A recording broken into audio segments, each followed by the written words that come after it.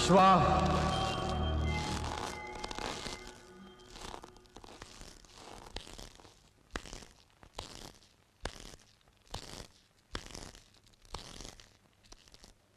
ನನ್ನ ವಿಶ್ವ ಬೆಲೆ ಕಟ್ಟಲಾರದ ಮಾಣಿಕ್ಯ ಆಗಬೇಕು, ಕೋಟಿ ನಕ್ಷತ್ರಗಳ ಮಧ್ಯೆ ಮಿನುಗೋ ಧ್ರುವ ಆಗಬೇಕು ಅಂತ 25 ವರ್ಷಗಳಿಂದ ಯಾವ ಅನಿಷ್ಟ ನೆರಳು ಸೋಕಾಗಿ ಬೆಳೆಸಿದ್ದಕ್ಕೆ ಇವತ್ತು ಏನ್ ಮಾಡ್ತಾ ಇರೋದೇನು? ನಾನೇನ್ ಮಾಡಿದೆ? ಒಂದು ಹೆಣ್ಣಿಂದ ಅಲ್ಲಿವಷ್ಟು ಕೀಳ್ಮಟ್ಟಿಗೆ ಹಿಡಿದಿದೆಯಲ್ಲ, ನೀನು ನನ್ನ ಮಗನ. ಅದು ನೀನು ಅಡ್ಡದಾರಿ ಹಿಡಿದ್ರು ನೆನೆಸ್ಕೊಂಡ್ರೇನೆ ನನ್ನ ಹೃದಯ ನಿಂತು ಹೋಗುತ್ತೆ. ನನ್ನ ವಿಶ್ವ ಅಗ್ನಿ ಪರ್ವತ ಇದ್ದ ಹಾಗೆ, ಅವನನ್ನು ಮುಟ್ಟೋ ಶಕ್ತಿ ಯಾರಿಗೂ ಇರ್ಕೂಡ್ದು. ಒಂದು ವೇಳೆ ಇದ್ರು ಅವರು ಸುಟ್ಟು ಭಸ್ಮ ಆಗೋಗ್ಬೇಕು. ಇದೇ ಕೊನೆ. ಇನ್ನೊಂದು ಸಾರಿ ಇದು ನನ್ನ ಗಮನಕ್ಕೆ ಬಂದ್ರೆ ನಿನ್ನನ್ನು ಉಳಿಸ್ಕೊಳ್ಳೋದಕ್ಕೆ ನಾನು ಮನುಷ್ಯತ್ವನೇ ಮರಿಬೇಕಾಗತ್ತೆ.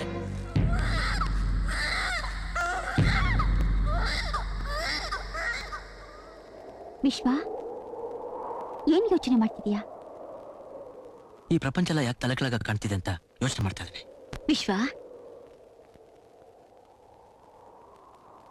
ಈಗ ನೋಡು, ಇಂಥ ಸುಂದರವಾದ ಪ್ರಪಂಚನ ನೀನ್ ತಲೆಕೆಳಗಾಗಿ ನೋಡ್ತಾ ಇದೀಯಾ. ನಿನ್ ಜೀವನನೂ ಹೀಗೆ ಕೋಟ್ಯಾಂತರ ಜೀವರಾಶಿಗಳನ್ನ ಗರ್ಭದಲ್ಲಿ ತುಂಬಿಕೊಂಡು ಭೂತಾಯಿ ಹ್ಯಾಕ್ ಕಂಗೊಳಿಸ್ತಾ ಇದ್ದಾಳೆ.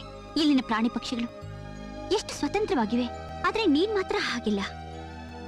ಯಾಕೆ? ನೀನು ಇವುಗಳ ಹಾಗೆ ಬದುಕಿನಲ್ಲಿ ಸ್ವತಂತ್ರವಾಗಿರ್ಬೇಕು ಅಂತ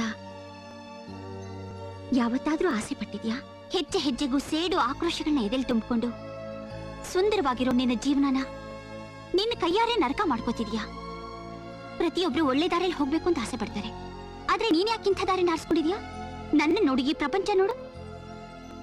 ಇಷ್ಟಕ್ಕೂ ನೀನ್ ಹೋಗ್ತಾ ಇರೋ ದಾರಿಲಿ ನೀನೇನ್ ಸುಖ ಕಾಣ್ತಿದ್ಯಾ? ನಿಜವಾದ ಜೀವನದಲ್ಲಿ ಪ್ರೀತಿ, ಪ್ರೇಮ, ಮಮತೆ ಮುಖ್ಯವಾದ ವಿಶ್ವ. ಒಂದು ಕ್ಷಣ ನೀಡಿರೋ ಬಂಧನದಿಂದ ಹೊರಗೆ ಬಂದು ನೋಡು ವಿಶ್ವ. ಪ್ರೀತಿ ಎಷ್ಟು ಅಮೂಲ್ಯವಾದದ್ದು ಅಂತ ನಿನಗೆ ಅರ್ಥವಾಗುತ್ತೆ. ಈ ಭೂಮಿ ಮೇಲೆ ನಾವು ಮತ್ತೆ ಬರ್ತೀವೋ ಇಲ್ವೋ ಯಾರಿಗ್ ಗೊತ್ತು. ಸಿಕ್ಕಿರೋ ಅವಕಾಶದಲ್ಲಿ ನಿನ್ ಜನ್ಮ ಸಾರ್ಥಕ ಮಾಡ್ಕೊಳ್ಳೋದಿಕ್ಕೆ ನೀನು ಬದಲಾಗ್ಲೇಬೇಕು. ಮುಳುಗ್ತಾ ಇರೋ ಆ ಸೂರ್ಯನ್ ನೋಡು. ನಾಳೆ ಹೊಸದಾಗಿ ಹುಟ್ಟಿ ಇಡೀ ವಿಶ್ವಕ್ಕೆ ಬೆಳಕನ್ನ ಚೆಲ್ಲೋ ಆ ಸೂರ್ಯನ ಹಾಗೆ ನನ್ನ ವಿಶ್ವನ ಬಾಳ್ನಲ್ಲೂ ಹೊಸ ಬೆಳಕು ನೋಡ್ಬೇಕು ಅನ್ನೋದೇ ನನ್ನ ಆಸೆ. ಹಾಗಂತ ನೀನ್ ನನಗೆ ಮಾತು ಕೊಡು.